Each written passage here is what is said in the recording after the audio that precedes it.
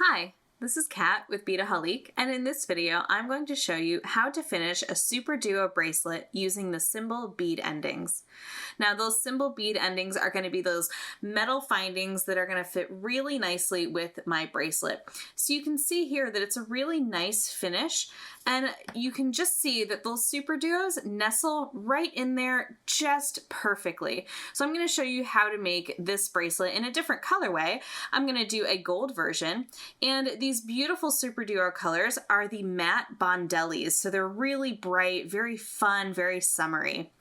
We do also have an antique brass version, and then I brought out some other SuperDuo Cymbal bead endings here just so that you could see you don't have to do a chevron style diamond at the end. You can also do it straight across. So if that's something that you're interested in, we do have a straight across version with 5 SuperDuo endings there, and we also have one with 4, so you can create lots of fun designs. But I wanted to bring those out to show you just some of the opportunities that we have with these Cymbal bead endings.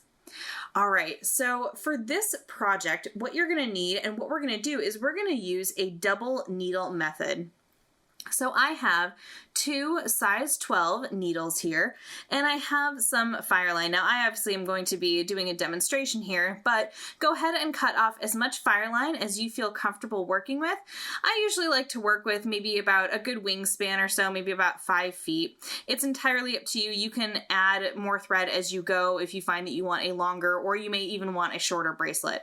So we're going to use 2 size 12 beading needles. I have my 3 colors of SuperDuos here. I have my Cymbal bead endings, I have my jump rings, which are 5mm 20 gauge, and then I have my little lobster clasp, as you can see, that we're going to finish this whole thing off with. All right, so if you have everything ready to go, let's go ahead and get started. Okay, so to begin, we're going to take one of our bead endings here. And what I want to do is I want to send that needle through that top hole right there. So it's going to go right on across. But because that little space right there is so small, what I'm actually going to do is set up my little SuperDuo in there and kind of balance him so that it's easy to get through. All right, so now I'm coming through with my needle, and I'm going to catch that first hole of that SuperDuo and slide it all the way across.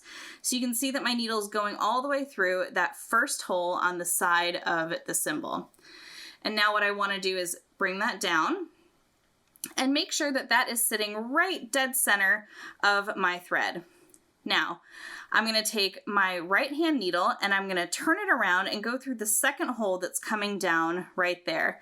And I'm going to go ahead and pull that through, just like so.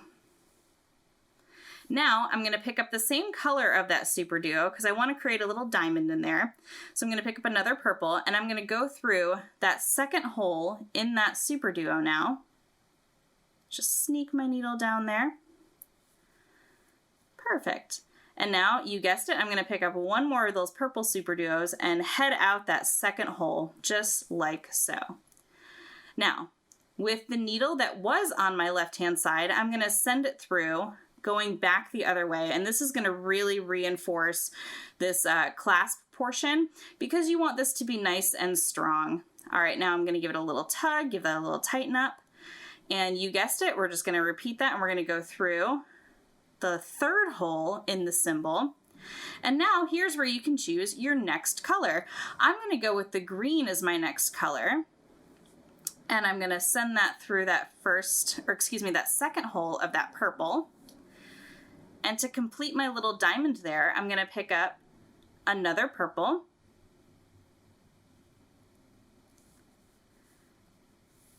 There we go. And then pick up another green and go through that last little hole there. And as I'm sure you've guessed, we're going to take our needle that was in our left hand there, and we're going to send that through.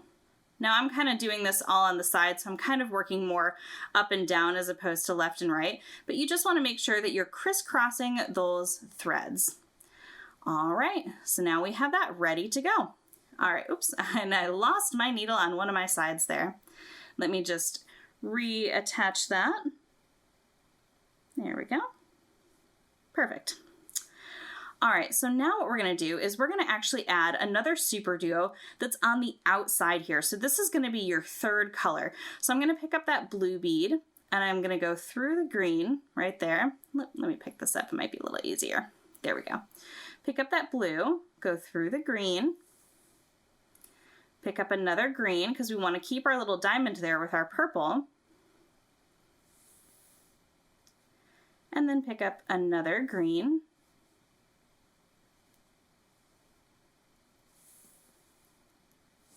And then pick up a blue. Now that blue is the first one that's just gonna kind of hang there. So what we're gonna need to do is create that thread bridge with our other needle here. So again, just making sure that we're turning it around the right way and just kind of sneak it through. Then it'll start to get tight, but you can just kind of wiggle it through. You can just see that I'm sort of going a little bit back and forth. There we go. And give it a nice little tug. All right, so now to continue our pattern, I'm gonna turn it around on that blue bead. And instead of picking up another blue bead, I'm gonna finish this off with a green bead here. And then to start that next diamond with the purple, go ahead and pick up your purple bead here. There we go. All right, and a green bead, and coming out that blue bead. And again, just turning that thread around that was in the other side, weaving all the way back through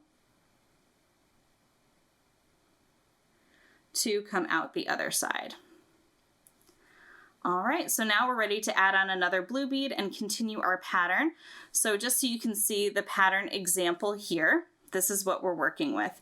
So in terms of substituting, those pink beads are the actual blue beads here. The orange beads are the green beads, and the teal beads are the purple beads. So just continue your pattern for as long as you want to get your desired length, and then I'm gonna show you how to finish it off on the other side because it's a little bit different and I wanna make sure that it's clear for you. All right, so go ahead and finish your bracelet and I'll see you on the other side.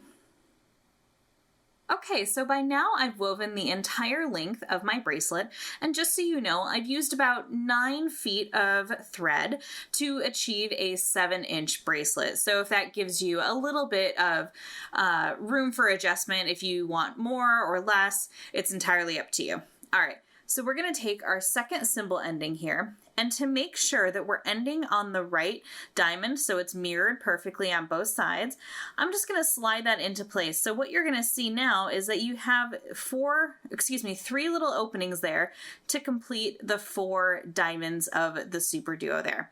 So crisscrossing our threads, again, it's gonna look very similar. We're just gonna kind of reverse what we did on the other side, and we're gonna go through that bottom hole right there and go across. And now I'm just going to pick it up so you can see. Picking up a purple, going into that purple there. Picking up another purple, going through that green. And now making sure everybody is where they should be. There we go. You'll see it come together, and I'm going to go out the other side of the bottom of that cymbal right there, all the way through,